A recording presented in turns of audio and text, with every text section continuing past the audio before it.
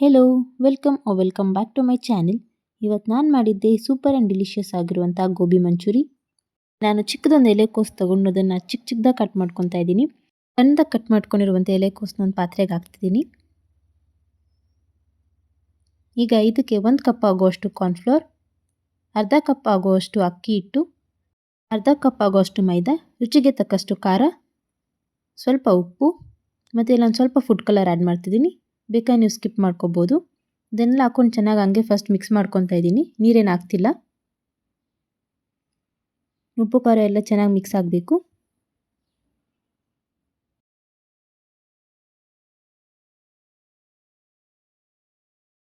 ಅದಕ್ಕೆ ಸ್ವಲ್ಪ ನೀರು ಹಾಕ್ಕೊಂಡು ಕಲಿಸ್ಕೊಬೇಕು.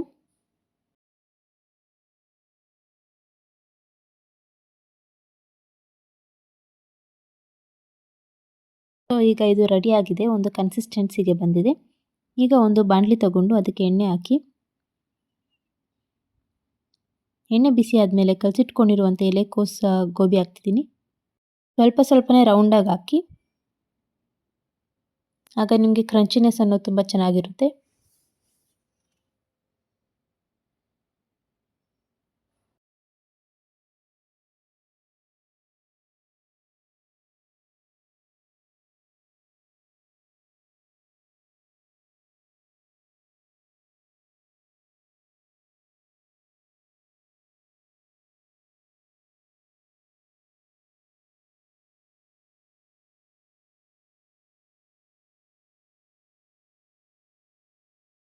ಗೋಲ್ಡನ್ ಬ್ರೌನ್ ಆಗೋಷ್ಟು ಫ್ರೈ ಮಾಡ್ಕೋಬೇಕು.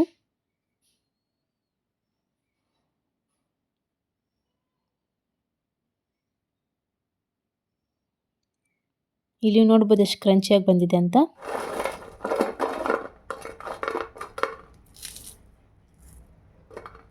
ಬನ್ನಿ ಈಗ ಗೋಬಿಗೆ ಸಾಸ್ ರೆಡಿ ಮಾಡ್ಕೊಳ್ಳೋಣ. ಒಂದು ಚಿಕ್ಕ ಬಾಣಲಿಗೆ ಅದಕ್ಕೆ ಸ್ವಲ್ಪ ಎಣ್ಣೆ ಮತ್ತು ಸ್ವಲ್ಪ ಈರುಳ್ಳಿ ಹಾಕಿ ಚೆನ್ನಾಗಿ ಫ್ರೈ ಮಾಡ್ಕೊತಾ ಇದ್ದೀನಿ. ಈರುಳ್ಳಿ ಫುಲ್ ಗೋಲ್ಡನ್ ಬ್ರೌನ್ ಆಗೋವರೆಗೂ ಏನು ಬೇಡ, ಸ್ವಲ್ಪ ಫ್ರೈ ಆದರೆ ಸಾಕು. ಇದಕ್ಕೆ ಕಟ್ ಮಾಡ್ಕೊಂಡಿರುವಂಥ ಕ್ಯಾಪ್ಸಿಕಮ್ ಇದನ್ನು ಹಾಕೊಂಡು ಸ್ವಲ್ಪ ಫ್ರೈ ಮಾಡ್ಕೊತಾ ಇದ್ದೀನಿ. ಮತ್ತು ಇದಕ್ಕೆ 1 ಟೇಬಲ್ ಸ್ಪೂನ್ ಆಗುವಷ್ಟು ಚಿಲ್ಲಿ ಸಾಸ್, 1 ಟೇಬಲ್ ಸ್ಪೂನ್ ಆಗುವಷ್ಟು ಸೋಯಾ ಸಾಸ್, ಇದನ್ನು ಸ್ವಲ್ಪ ಫ್ರೈ ಮಾಡಿಕೊಂಡು ಇದಕ್ಕೆ 1 ಟೇಬಲ್ ಸ್ಪೂನ್ ಆಗುವಷ್ಟು ಟೊಮ್ಯಾಟೊ ಕೆಚಪ್, ಒಂದು ಬೌಲಲ್ಲಿ 1 ಟೇಬಲ್ ಸ್ಪೂನ್ ಆಗುವಷ್ಟು ಕಾರ್ನ್ಫ್ಲೋರ್ಗೆ ನೀರು ಕಲಸಿ ಹಾಕ್ತಿದ್ದೀನಿ. ಇದಕ್ಕೆ ಸ್ವಲ್ಪ ನೀರು ಹಾಕ್ಕೊಂಡು ಚೆನ್ನಾಗಿ ಮಿಕ್ಸ್ ಮಾಡ್ಕೊಬೇಕು. ಸ್ಟವ್ನ ಲೋ ಫ್ಲೇಮಲ್ಲಿ ಇಟ್ಕೊಳ್ಳಿ. ಈ ರೀತಿ ಮಾಡೋದ್ರಿಂದ ತುಂಬ ಕ್ರೀಮಿಯಾಗಿ ಚೆನ್ನಾಗಿ ಬರುತ್ತೆ ಗೋಬಿ. ಇದಕ್ಕೆ ನೀವು ನೀರು ಎಷ್ಟು ಬೇಕೋ ಅಷ್ಟು ಹಾಕ್ಕೊಳ್ಳಿ.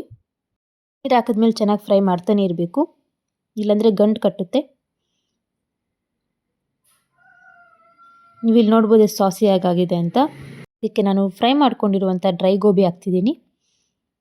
ಫ್ಲೇಮ್ ಸ್ವಲ್ಪ ಹೈಯಲ್ಲೇ ಇರಲಿ. ಇದನ್ನು ಹಾಕ್ಕೊಂಡು ಚೆನ್ನಾಗಿ ಮಿಕ್ಸ್ ಮಾಡಬೇಕು.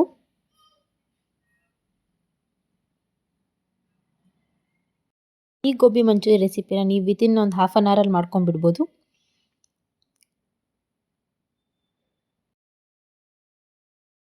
ಮತ್ತು ಲಾಸ್ಟಲ್ಲಿ ಸ್ವಲ್ಪ ಕೊತ್ತಂಬರಿ ಸೊಪ್ಪು ಹಾಕ್ತಿದ್ದೀನಿ. ಇನ್ನು ಯಾರೆಲ್ಲ ನನ್ನ ಚಾನಲ್ಗೆ ಸಬ್ಸ್ಕ್ರೈಬ್ ಮಾಡಿಲ್ಲೋ ಪ್ಲೀಸ್ ಸಬ್ಸ್ಕ್ರೈಬ್ ಮಾಡ್ಕೊಂಡು ವಿಡಿಯೋನ ನೋಡಿ. ರೆಸಿಪಿ ನೀವು ಮನೇಲಿ ಟ್ರೈ ಮಾಡಿದರೆ ಕಮೆಂಟ್ಸಲ್ಲಿ ಹೇಳಿ ಹೇಗಿತ್ತು ಅಂತ. ಬನ್ನಿ ಈಗ ಸರ್ವ್ ಮಾಡ್ಕೊಂಡು ಟೇಸ್ಟ್ ಮಾಡೋಣ.